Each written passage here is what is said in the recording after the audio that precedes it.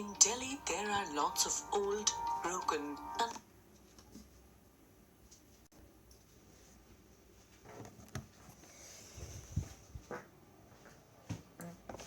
ruined architectural structures whose surrounding atmosphere would surely attract the visitors. Today, we are going to visit one such structure, the old Begumpuri Masjid. The Begumpuri Mosque is located in Begumpur village, near Aurobindo Marg in Delhi. It is one of the largest mosques in Delhi. It was probably built in the 14th century by Khan-e-Jahan Maqbul Tilangani, the Prime Minister of Firoz Shah Tughlaq. The mosque now lies in a decayed condition. The ruined walls, the gates, the stone structures, and the domes all remind us of the architectural accomplishments of the Tughlaq period. The mosque, which is a single-storied building, stands on a raised platform. It has a large courtyard, which is enclosed by arched cloisters on the sides and a prayer hall. The corridors have gates on the northern, southern, and eastern sides. On the western side, there are 25 arched openings on the facade of the prayer hall. There is a large dome above the central compartment of the prayer hall. There are also several small low domes. These are the common features of the Tughlaq style.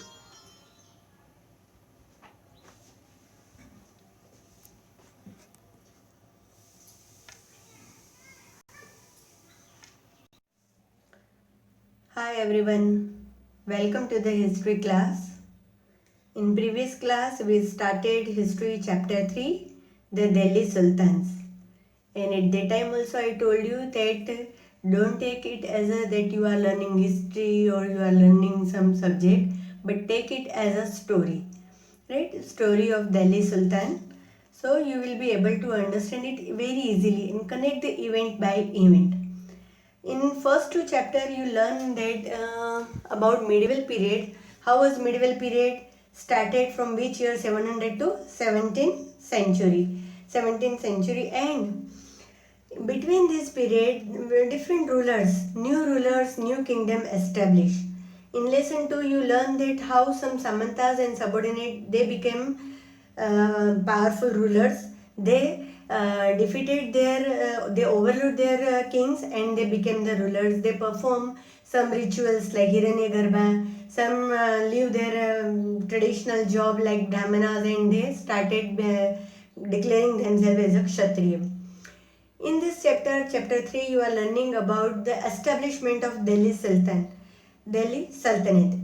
In previous classes, you learned that how Delhi became the main center, capital of Delhi Sultans.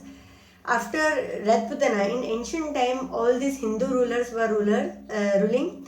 Pala and Chauvans were the last Hindu rulers. Then Turkish rulers, they started attacking Indian subcontinent and they became the ruler of these territories. Kutubuddin, through this table 1 I explain you that how gradually different rulers came over on the throne of Delhi. And I told you that the Ghiasuddin Balban, Alauddin Khalji and Muhammad Tughlaq's reign was considered as a golden period of Delhi Sultan. And then after them, gradually Delhi Sultanate declined and then Mughals came. We have completed how Delhi Sultanate expand, internal frontier, external frontier. Today we will focus mainly on this. This whole part we have already done. I explained you all these terms also. Today we will mainly focus on the administrative measures of Alauddin Khalji and Tughlaq. This point, student, please note down that closer look this administrative consolidation under Khaljis and Tughlaq. No doubt we are taking their administrative measures, but this first paragraph and this paragraph we have deleted from the syllabus. So we will start from here. So today's lesson, just focus here. Administrative measures of Khalji and Tughlaq. Like the earlier sultans, The Khalji and Tughlaq monarch appointed military commanders as governor of territories of varying sizes. Means when they got the throne, Delhi throne, then they started appointing military commanders. Like they were as a governor and they were given the territories. Means suppose whole Delhi Sultanate they divide into small pieces and they appointed governors. This land, these small pieces of land were called Ikta, and the responsibility of collecting revenue was given to them. They were known as Iktedar or Mukti. Keep in mind these two terms. Ikta means piece of land.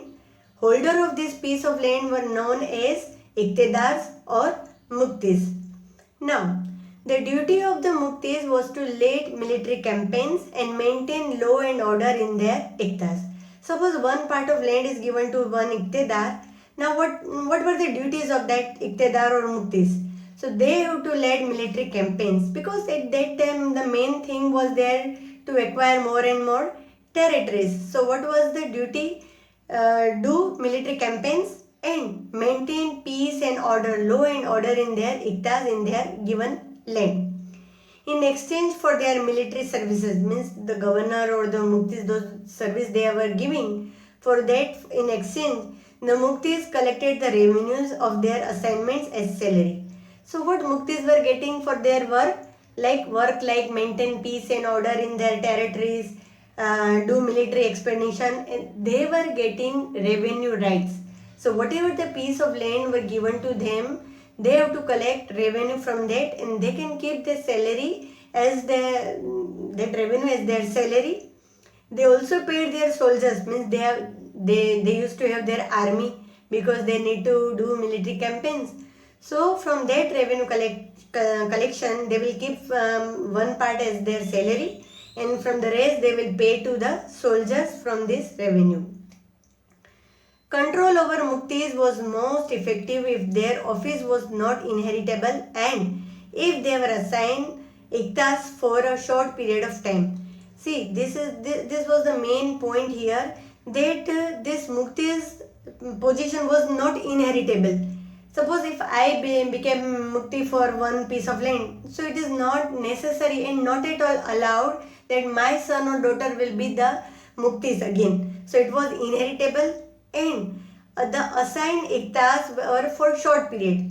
So no one can control, because they have tested that how would be the result if they have given for longer period of time. So Muktis or Iktas were given for short period of time, say for example 6 months, 1 year, 2 years, like that.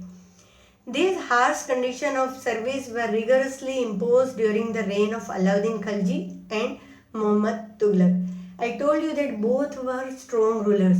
They were keen to expand their territories. Both Alauddin Khalji, Muhammad Tughlaq. So this type of treaties that continuously they changing Iqtidars, continuously they watching on Muktis that whether they are doing proper duties or not. So this type of rigorous treatment were there in the reign of Alauddin Khalji and Muhammad Tughlaq.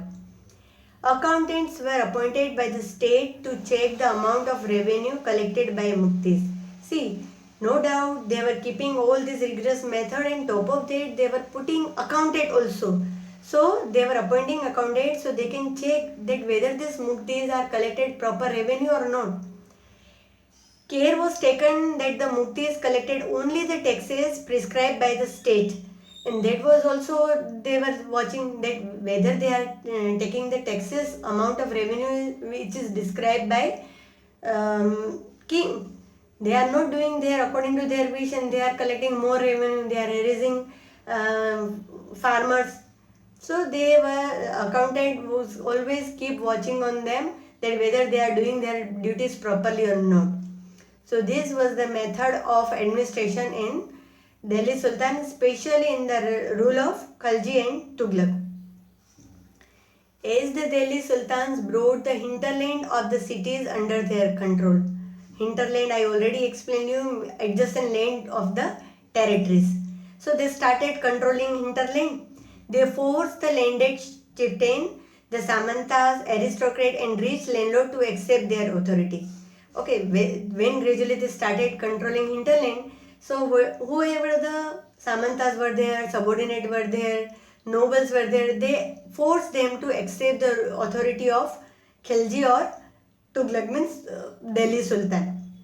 Under Alauddin Khilji, the state bought the assessment and collection of land revenue under its own control. Alauddin Khilji, what step he took? He started assessment and collection of revenue in his under. Means he has not given depend on the collectors or governor, but he started controlling the land by assessment of the revenue of that particular land. The right of the local chieftains to levy taxes were cancelled. Right, in previous you learned that local chieftains were allowed to collect revenues, collect taxes, but this right were cancelled by Alauddin Khilji.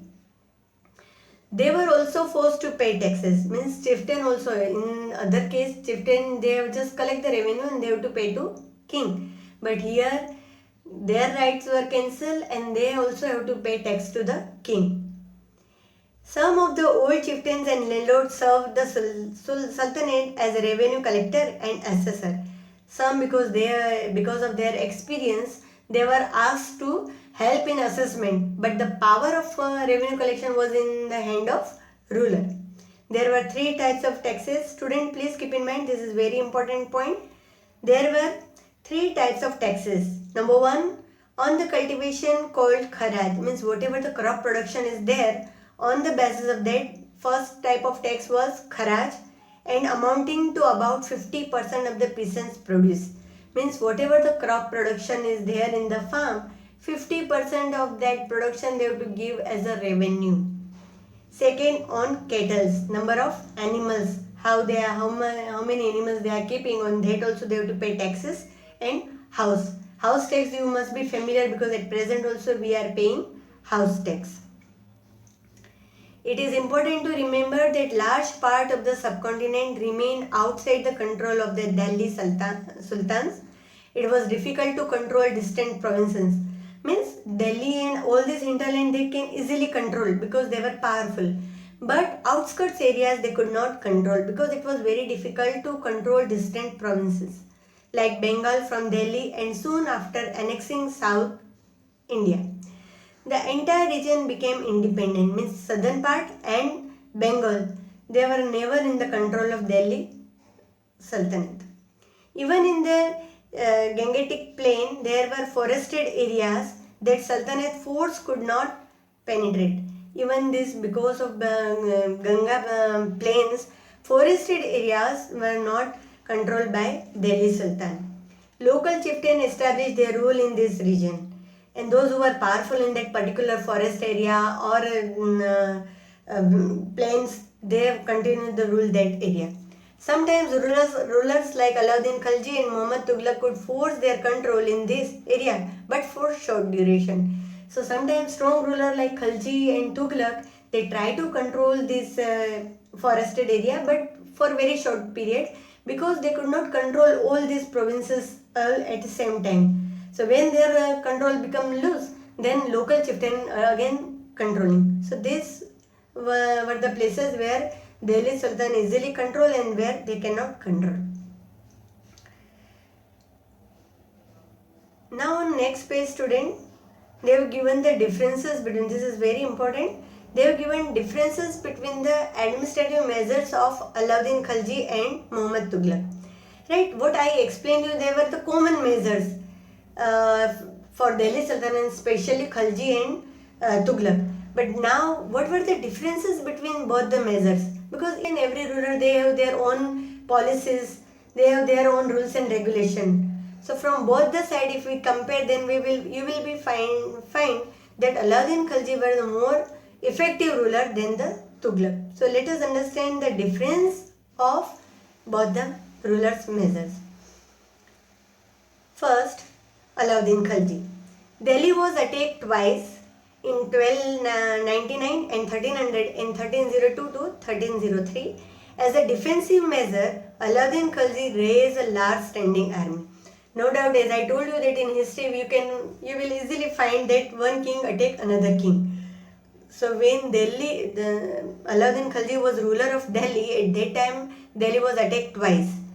And for defense, Alauddin Khalji raised a large standing army around Delhi.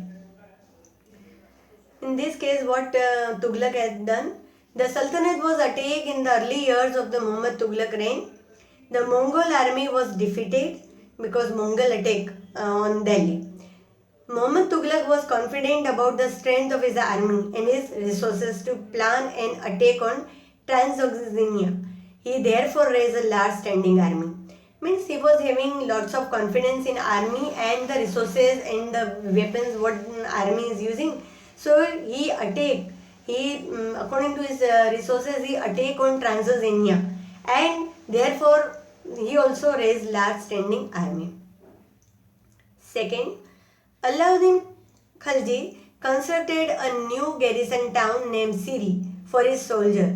Right? You can see in map 1 and in previous class also I explained you that around Delhi they constructed various cities. Around 7 cities are there. One of that Siri.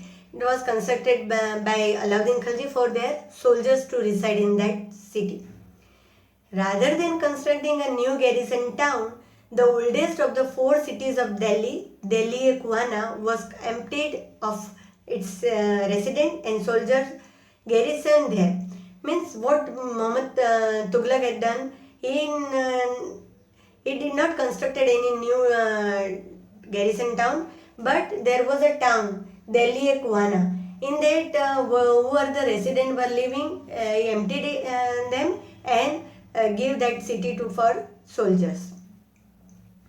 The soldiers had to be fed, yes, because if you are keeping a long standing army, large standing army, then you need to feed them also. So this was done through the produce collected as a tax from land. Right? In previous page I explained you that around 50% of the farm they were collecting as a farm production they were collecting as a revenue. So these were given to soldiers for their food. Here, produce from the same area was collected as a tax to feed the army. But to meet the expenses of maintaining such large number of soldiers, the Sultan levied additional taxes. Right? This was the step people found it very harsh because to fulfill the need of soldiers and army, he levied additional taxes. This coincided with famine in the area, and on top of that, at that time when he doubled the taxes, he increases the additional taxes. At that time, drought was there. It was very difficult for farmers to pay that much taxes. The soldier had to be paid, right? No doubt soldiers need food also and salary also. Alauddin chose to pay soldiers salary in cash rather than iktas. Right? No, iktas means giving land for as a collection of revenue, but Alauddin Khalji, he chose to pay in cash so they can easily go to the market and buy whatever their requirement. The soldier would buy their supplies from the merchants in Delhi, and it was thus feared that merchants would raise their prices. To stop this, Alauddin controlled the prices. Right? When soldiers were given cash salary, so they started shopping from the local trade. So there was always fear that traders will increase the price. So Alauddin Khalji was so skillful, so he controlled the price. So soldiers don't need to pay more amount for the same thing. Muhammad Tughlaq also paid his soldiers cash salary, but instead of controlling prices, he used token currency, somewhat like present day paper currency, but made out of cheap metal. Actually, at that time, paper currency was not there, so he was giving that their soldiers in cash, but as a token, he has started giving cheap metal coins. Cheap metal coins was not like gold and silver, so it was not in too much circulation.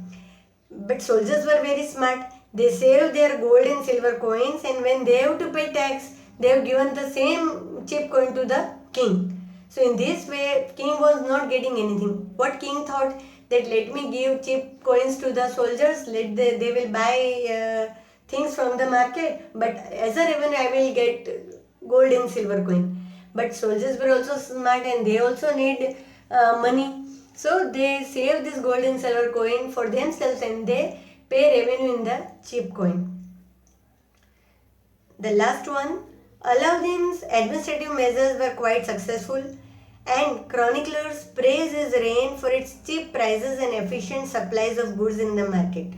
I told you that Alauddin Khilji was very smart and skillful, so no doubt he controlled the price and he gave his soldiers proper salary. So both the way, farmers were also happy and soldiers were also happy.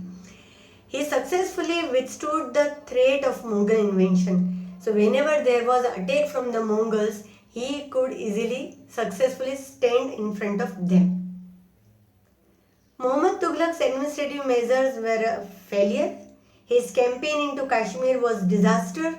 He then gave up his plan to invade Transylvania and disbanded his large army.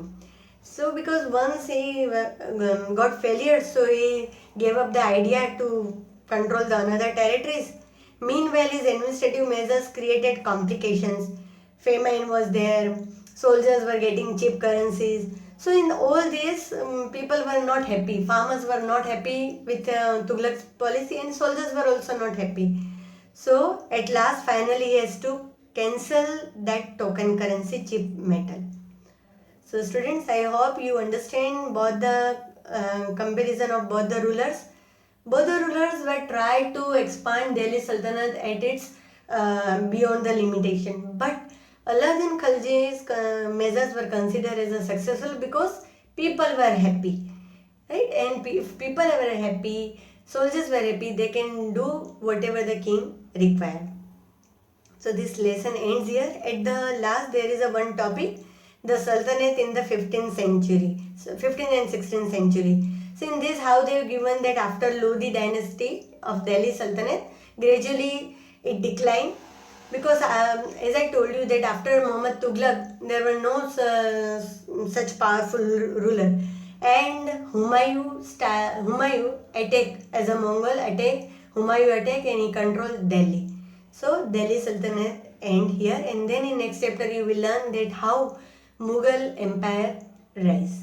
So this was the chapter all about Delhi Sultanate. Hope children you have made clear.